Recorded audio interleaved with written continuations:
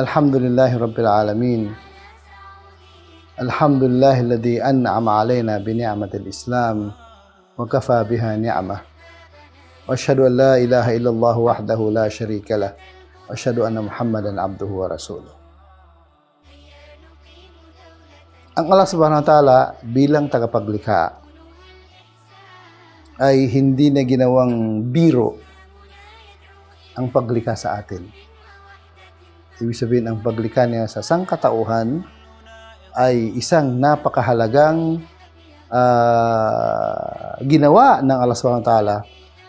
Napakahalaga para sa atin ng kanyang nilikha. At isa sa dahilan kung bakit ginawa niya ito upang makilala natin siya.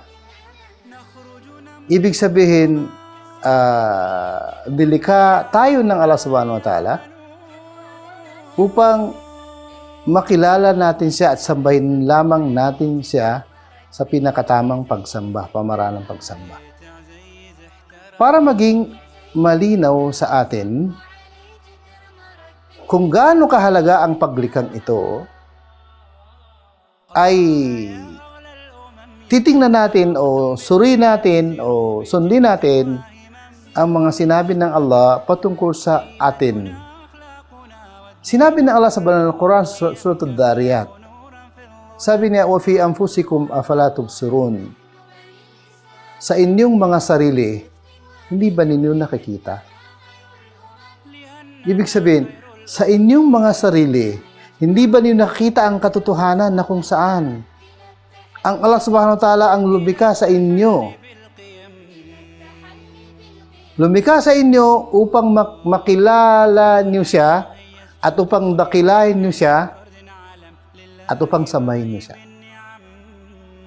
Siyempre kasi akala natin ang paglikha sa atin isang simple. Hindi. Tayo na siguro sa lahat ng nilikha ng Diyos na pinili niya upang mamamahala dito sa ibabaw ng lupa, ay ginawa niyang napakahalaga ang paglikha sa atin. At ginawa niyang hindi pangkaraniwang paglikha ang ginawa niya para sa atin. Allahu Akbar. Oh, mas malaki ang kalangitan, mas malawak ang kalawakan, mas malaki ang mga planeta ang nilikha ng Diyos. Pero hindi nangahulugan na mas mahalaga ang mga ito sa Allah. Bakit? Kasi tayo ang kanyang nilikha upang sambahin lamang natin siya. Kaya binigyan tayo ng isip, talino, galing, kapangyarihan upang may taguyod natin ang buhay dito sa pamagitan ng ating kaalaman. Kaya balikan ko yung aya. Sabi niya, wa fi anfusikum afala tubsirun. Sa inyong mga sarili, hindi ba ninyo nakikita? Ibig sabihin, hindi ba nakita kung gaano kagaling ang paglikha sa inyo? Okay. Kung ang tanong, kaya ba natin isa-isahin ang kung paano nilikha ng Allah Subhanahu wa Ta'ala ang tao? Siyempre, kung isa-isahin natin mahabang kwento, mahabang usapin, ano ang katibayan?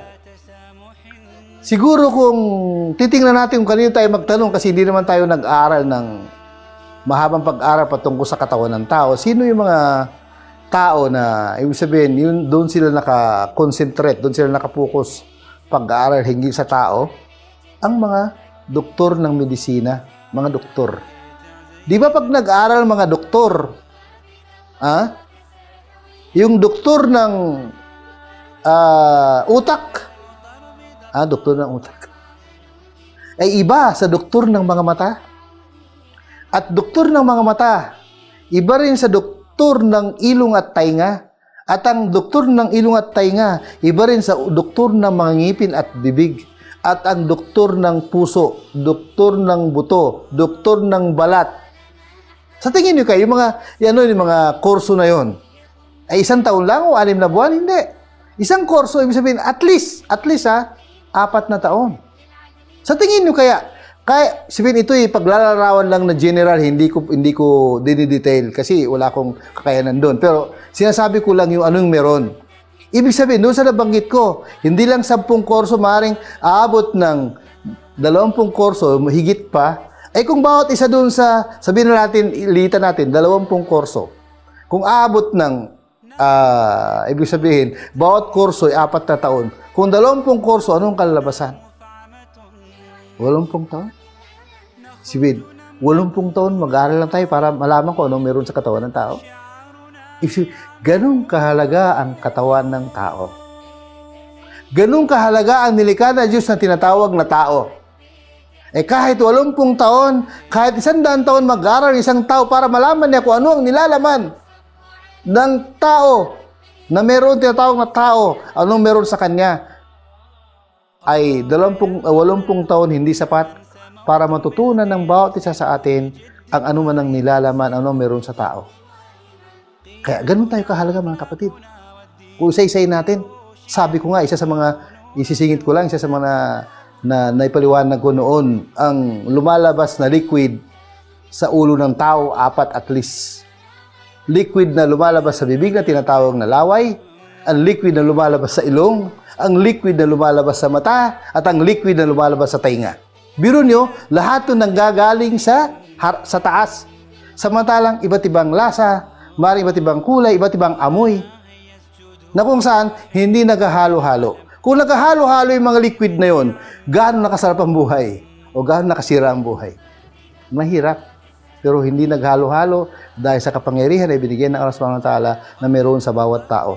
Kaya mga kapatid, mahabang usapin, pero ang mahalaga ay nabuksan ko ng konti ang patungkol sa napakahalagang nilikha ng Diyos o isa sa pinakamahalagang nilikha ng Diyos na tinatawag na tao.